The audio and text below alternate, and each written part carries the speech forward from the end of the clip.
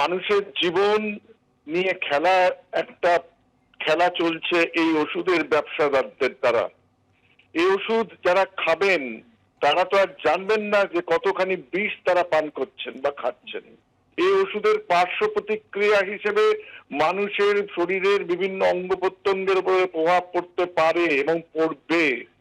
মানুষের পকেটে যেমন টান পড়বে, মানুষের স্বাস্থ্য খারাপ হবে আরো বেশি। এবং যে কারণে এই জাতীয় ওষুধ আমি জেনেছি যে এর মধ্যে অনেক ক্যান্সারের ওষুধ, ডায়াবেটিসের ওষুধ, যা অত্যন্ত কার্যকরী বলে দাম অনেক বেশি বলে বাজারে প্রতিষ্ঠিত হয়ে আছে, সেগুলো কম দামে লোভ দেখিয়ে নকল ওষুধ, জাল ওষুধ বাজারে ছাড়া হচ্ছে। আমাদের প্রশাসন কোথায়?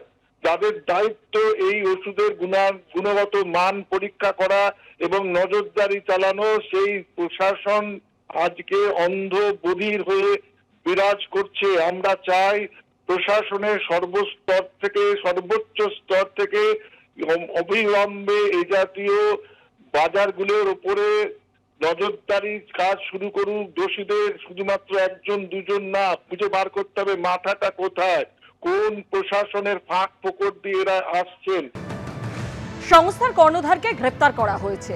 সিডিএসকো সূত্রে খবর, কয়েকটি বহুজাতিক সংস্থার কাছ থেকে এই জাল ওষুধ সংক্রান্ত অভিযোগ আসে। তারাই জানায় বাজারে বেশ কিছু জাল ওষুধ বিক্রি হচ্ছে, যেগুলির আসল দাম লাখ লাখ টাকা। সংস্থাগুলির থেকে পাওয়া সূত্র ধরেই অভিযান চালায় সিডিএসকে।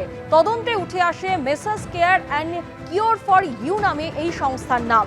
ভবানীপুরে বাঙুর নিউরোসায়েন্সের থেকে ঢিলচড়া দূরত্বে বাড়ি ভাড়া নিয়ে চলত জাল ওষুধের কারবার। সূত্রের খবর, 17 ডিসেম্বর থেকে ভবানীপুরের গোদামে ও লেক মার্কেট এলাকায় কর্ণধারের বাড়িতে তল্লাশি চালানো হয়। গ্রেপ্তারি এড়াতে হাইকোর্টের দ্বারস্থ হন সংস্থার কর্ণধার অরুন্ধতী রায়চৌধুরী। কোর্ট জানায়, যা ওষুধ রয়েছে তার যথাযথ নথিপত্র দেখাতে হবে। 27 ডিসেম্বরের মধ্যে কাগজপত্র জমা দেওয়ার কথা ছিল। সিডিএসকের তরফে আরও 3 দিন বেশি সময় দেওয়া হয়। তার মধ্যেও সন্তোষজনক নথি জমা দিতে না পারায় গ্রেপ্তার করা হয় সংস্থার কর্ণধার অরুন্ধতী রায়চৌধুরীকে।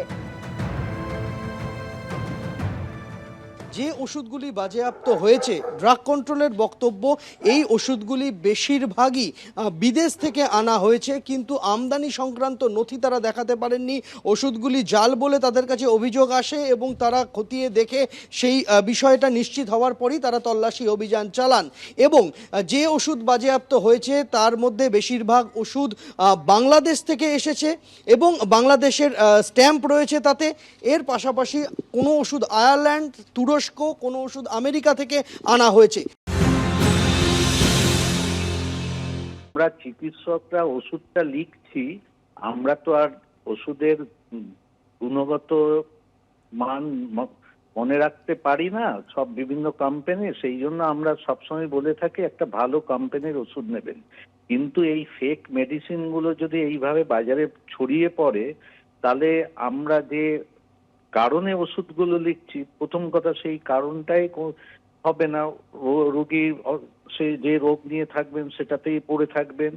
সেকেন্ড হচ্ছে যে ওষুধগুলোর সাইড এফেক্ট গুলো আমাদের অজানা। এইসব ফেক মেডিসিনে সেটা বিভিন্ন অর্গান ড্যামেজ করতে পারে এবং সব থেকে বড় ভয়ঙ্কর কারণ হতে পারে লিভার এবং কিডনি, এই দুটো অর্গান ড্যামেজ করতে পারে।